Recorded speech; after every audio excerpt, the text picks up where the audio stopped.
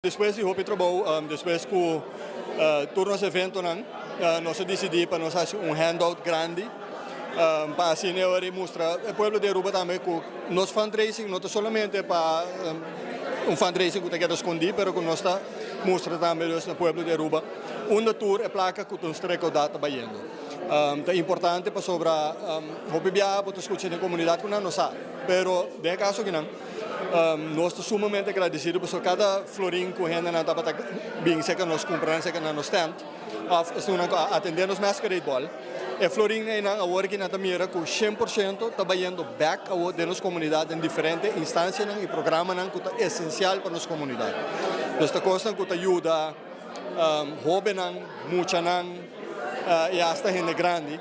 E pensei, nós temos uma comissão especial aqui, que nós temos o YCPO Committee, caminho com esse nós recebendo a petição do povo de Aruba, petição não somente de fundação, mas também nós recebemos petição, por exemplo, de organizações de beisebol, organizações deportivas, como este de, por exemplo, uma contribuição para a uniforme, como este de material.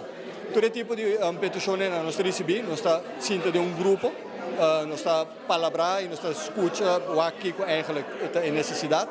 Nós estamos aqui, em verdade, de beneficiar muito. E se esse é o caso, nós estamos aprovando, agora nós estamos dando fundo na organização para por comprar o produto na comunidade. Agora nós estamos dando total de 14 fundações, total de 104 mil florim. Ainda tem mais.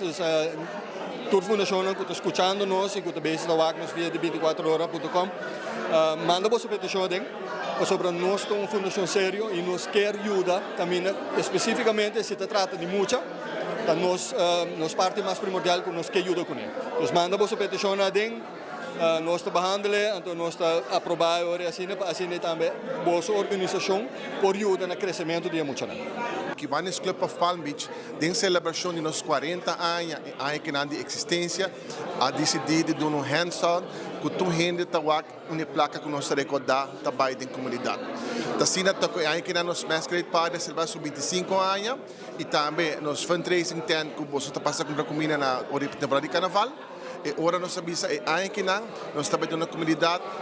Tudo há donação de um lugar, mas nunca nós tentamos ser público. Mas é que nós queremos ser público para o povo de Aruba uma placa também. Me quero agradecer ao povo de Aruba sempre para contribuir com as festas, porque daqui não está possível fazer donação aqui e também para seguir contribuir com o Kiwanis Club of Palm Beach. Nós trabalhamos duro para o projeto para o de Aruba.